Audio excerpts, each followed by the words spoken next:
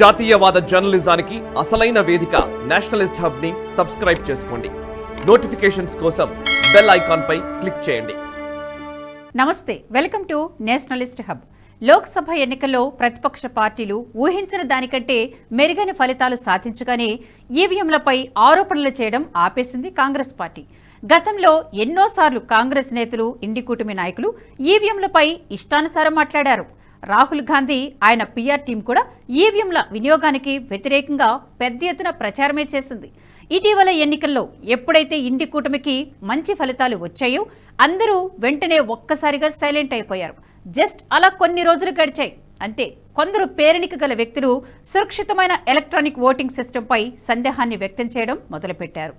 June 16న ఈవీఎంలు, భారత ఎన్నికల సంఘం, రాజ్యాంగ వ్యవస్థకు వ్యతిరేకంగా పెద్ద ఎత్తున ప్రచారం సాగింది. నిజాలు తెలుసుకోకుండా సోకాల్డ్ ప్రముఖులు అసత్య ప్రచారాన్ని చేయడం మొదలుపెట్టారు. జూన్ 16 ఆదివారం నాడు మిడ్ డే మీడియా సంస్థ ఓ తప్పుడు కథనాన్ని ప్రచురించింది. ఓటీపీని ఉపయోగించి మొబైల్ ఫోన్ల ద్వారా ఈవీఎంలను అన్లాక్ చేయవచ్చు అని మిడ్ డే నివేదికలో పేర్కొంది. ఇది దొరికింది కదా ఛాన్స్ అనుకొని ప్రతిపక్షాలకు చెందిన రాజకీయ నాయకులు, వామపక్ష వ్యవస్థకు చెందిన జర్నలిస్టులు, నకిలీ వార్తలను ప్రచారం చేసే సెలబ్రిటీలు, సోషల్ మీడియా ఇన్ఫ్లుయెన్స్లు ఈ నకిలీ వార్తను ప్రజలకు తీసుకువెళ్లే ప్రయత్నం చేశారు. పోల్ బాడీ విడుదల చేసిన సాంకేతిక వివరాలను ధృవీకరించకుండా ఎన్నికల్లో మోసాలు జరిగాయంటూ ఆరోపణలు చేశారు. కొత్తగా ఎన్నికైన శివసేన ఎంపీ రవీంద్ర వాయ్కర్ బంధువు మొబైల్ ఫోన్ను ఉపయోగించి ఈవీఎంలను అన్లాక్ చేయగలిగారని మిడ్ డే నివేదిక పేర్కొంది. తప్పుదారి పట్టించే ఈ నివేదిక సోషల్ మీడియాలో వైరల్ అవుతోందని గ్రహించిన వెంటనే ఈసీఐ అధికారులు ఈ ఆరోపణలను ఖండించారు.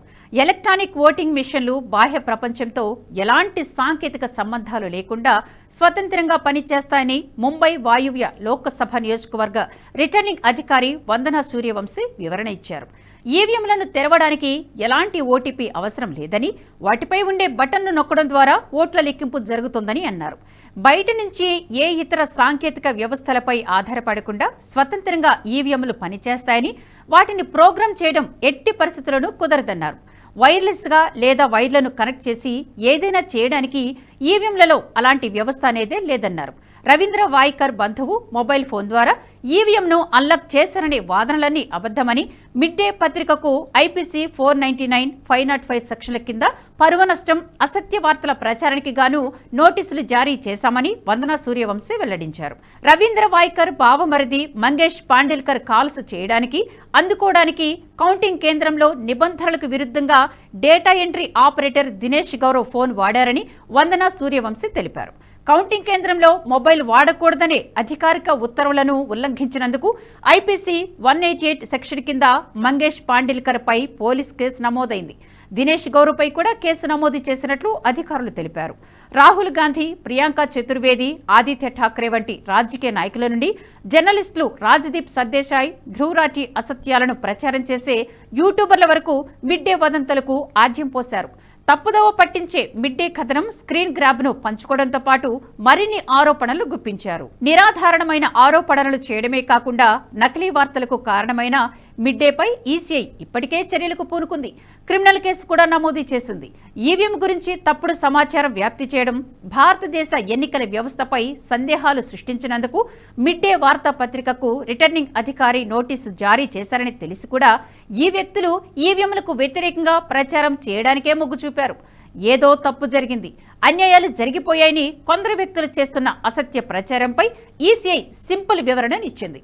ఇది కౌంటింగ్ స్టేషన్లో అనుమతి లేకుండా మొబైల్ ఫోన్ వినియోగిస్తున్న ఓ సాధారణ కేసు అని ఈసీఐ ధృవీకరించింది. విచారణ సమయంలో ఏ పోలీస్ అధికారి కూడా ఈవీఎం లేదా ఓటీపీ గురించి మాట్లాడడం లేదా ఏదైనా అన్లాక్ చేయడం గురించి చెప్పలేదని తేల్చి చెప్పింది.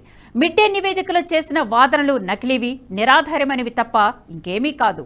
ఈ వీడియో మీకు నచ్చినట్టయితే లైక్ చేయండి, 10 మందికి షేర్ చేయండి. అలాగే కామెంట్ల రూపంలో మీ అభిప్రాయాలను మాతో పంచుకోండి. Nationalist hub group of channels ను సబ్స్క్రైబ్ చేసుకుని తెలుగునాట జాతీయవాద జర్నలిజాన్ని ప్రోత్సహించండి. ఈ వీడియో కింద ఉన్న బెల్ ఐకాన్ పై క్లిక్ చేయడం మర్చిపోవద్దు.